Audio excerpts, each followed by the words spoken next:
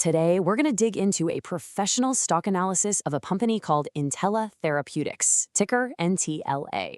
We're going to see what happens when a biotech stock that looks absolutely perfect on paper suddenly hits a massive wall and just starts to fall apart.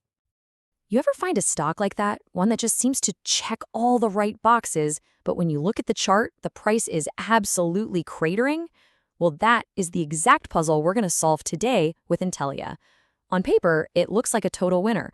On the screen, though, it's a disaster. Let's find out what's really going on here. All right, so first up, let's look at all the green flags. We're going to explore why any investor using just standard screening tools would look at Intellia and think, wow, I've found a real gem here. I mean, at first glance, these metrics are seriously compelling. First off, it's got a Zacks rank of number 2. That's a buy rating, and it puts it in the top tier of thousands of stocks. Then you've got millions of shares trading every single day, which means you can get in and out easily, no liquidity problems here. But it's this third point that really makes you sit up and pay attention. Insiders are buying. And we're not talking about a few shares here and there. An independent director at the company bought over $1 million worth of stock. $1 million. When a high-level insider puts that kind of skin in the game, it's usually seen as a massive, massive vote of confidence in where the company is headed. So, with all these amazing signals, you'd think the stock would be soaring to the moon, right? Well, this is exactly where our story takes a very dramatic and, frankly, unexpected turn. Okay, now when we look at the stock's momentum, we see the first real sign of trouble.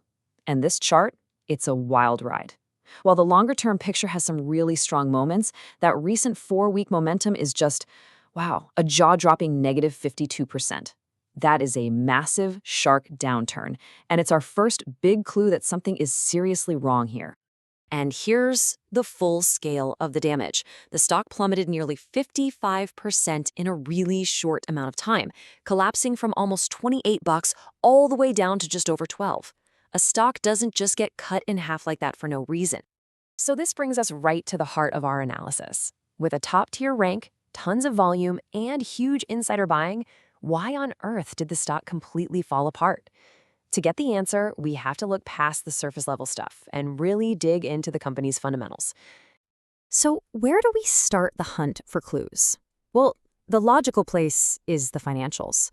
But as we're about to see, for a company like Intellia, it's not quite as straightforward as it might seem. If you pull up the earnings per share, or EPS, you'll see Intellia is losing money consistently. But, and this is a really crucial point, its losses are actually shrinking. That's a good sign. It shows they're getting more efficient. Now, of course, this is a world away from the broader S&P 500, which is profitable and growing. But for a clinical stage biotech company that isn't even selling a product yet, being unprofitable is completely normal, expected even. This analogy just nails it. Trying to value this company based on its current earnings is exactly like trying to judge a movie by its opening credits. The main story hasn't even begun.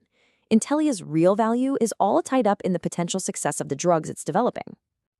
And that's why a classic tool like the price-to-earnings, or PE ratio, is just useless here. It's a simple metric, right? It compares stock price to earnings. But since Intellia has negative earnings, the PE ratio is totally meaningless. You just can't value it that way. So if the financials aren't the culprit, what is? We have to look at the single most important thing for any biotech stock, its clinical trials. And there it is. This is the smoking gun. The main reason for the stock's crazy collapse wasn't hidden away in some financial statement. It was a major problem with a clinical development. So here's the deal. News broke about a dosing pause in a key clinical trial they were running called Magnitude. For a biotech company whose entire value is tied to its science working, any hint of a problem in a trial, well, it's a massive, massive red flag. The market reacted instantly. Analyst downgrades from big firms like Wells Fargo and RBC came flooding in, and that is what triggered that 55% sell-off. Okay, now that we have all the pieces of the puzzle, let's put them together and get a balanced look at the situation, weighing all those initial positives against this huge new risk. This really boils it all down to two competing stories. The bull case, the reason to be optimistic, it hasn't disappeared. That strong rank, the liquidity, the huge insider buy, the improving financials, those are all still valid points. But the bear case, well, it's powerful and it's immediate. That clinical trial pause creates enormous uncertainty, and it explains the steep price decline and the stock's crazy volatility perfectly. So, what does a professional analyst do with all this conflicting information? Let's translate this analysis into a clear, actionable game plan. The final verdict is crystal clear. Despite all those early positive signs, the analyst does not recommend buying this stock right now. The uncertainty around that clinical trial is just too high to take the risk.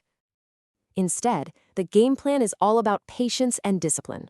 Step 1, you wait. You monitor the trial updates for a month or two until there's some clarity.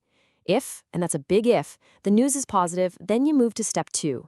Consider buying in that $10 to $12 range, which is right where that insider was buying.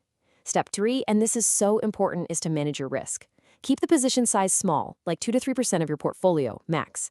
And finally, step 4 is to keep watching for new positive catalysts before you make any move. And that right there is the key lesson from this whole analysis. Investing in biotech is not about chasing momentum. It's about patience, doing your homework, and understanding that your entries should be driven by real, positive news, not just hoping the price will magically bounce back. It shows that you have to look past the surface-level numbers to understand the real story.